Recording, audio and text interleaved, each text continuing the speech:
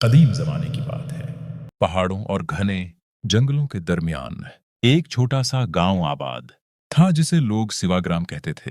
ये गांव जाहिरी तौर पर प्रसकून था, मगर उसके अर्द गिर्द एक खौफनाक राज छिपा हुआ था। इस राज का नाम था माइंदोश।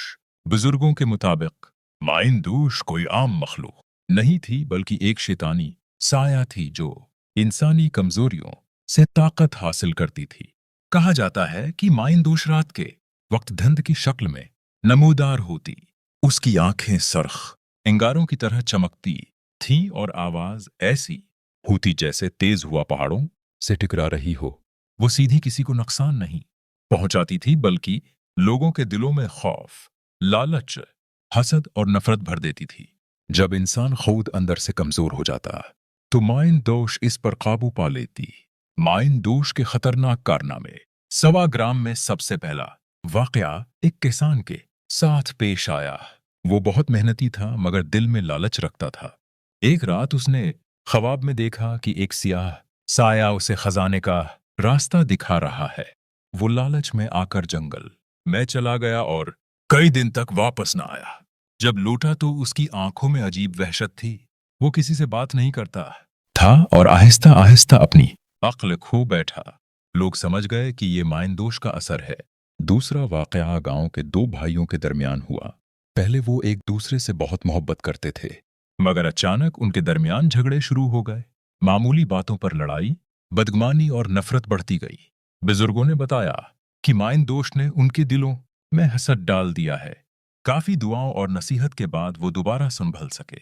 सवाग्राम के साथ माइंदोश क्या करती थी? माइंदोश का असल निशाना पूरा गांव था।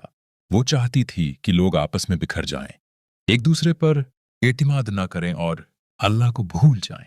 रात को वो घरों के आसपास अजीब आवाजें निकालती, बच्चों को डरा देती और बड़ों के दिलों में वसवसे डालती। बाद औकात लोग साया देखते जो अचानक गायब हो जाता। कहा जाता है कि माइंदोश खास तौर पर इन लोगों को काबू में करती जो नमाज, दा और अच्छे अखलाक से दूर हो जाते थे। जब कोई शख्स गुनाहों में डूब जाता तो इसके दिल में खौफ और मायूसी बढ़ जाती। यही माइंदोश की ताकत बन जाती थी। बहादुर लड़के की आजमाइश। सवाग्राम में एक नौजवान रहता था जिसका नाम हमजा था। वो बहादुर भी था और अल्लाह पर यकीन भी रखता था। उसने ठान ली कि वो माइंदोश के राज को समझेगा।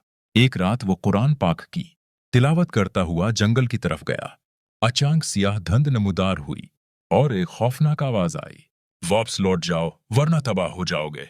हमजा ने खौफ के बजाय अल्लाह का नाम लिया और दुरूद शरीफ पढ़ने लगा। धुंध कांपने लगी और आहिस्ता आहिस्ता कमजोर हो गई। हमजा को एहसास हुआ कि माइंदोश अल्लाह के जिक्र से कमजोर पड़ जाती है। वो फौरन गांव वापस आया और सबको ये राज बताया। गांव की नजात। अगले दिन से सिवाग्राम के लोगों ने बाजमात नमाज शुरू की। घरों में कुरान की तलावत होने लगी। आपस के झगड़े खत्म किए गए और एक दूसरे को मुआफ किया गया। कुछ ही दिनों में माइंदोश की आवाजें खत्म हो गईं, साए नजर आना बंद हो गए और गांव में दोबारा सुकून लौट आया।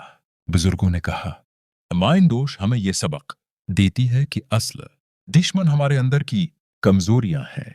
जब हम अल्लाह से जड़ जाते हैं तो कोई भी शैतानी ताकत हमें नुकसान नहीं पहुंचा सकती।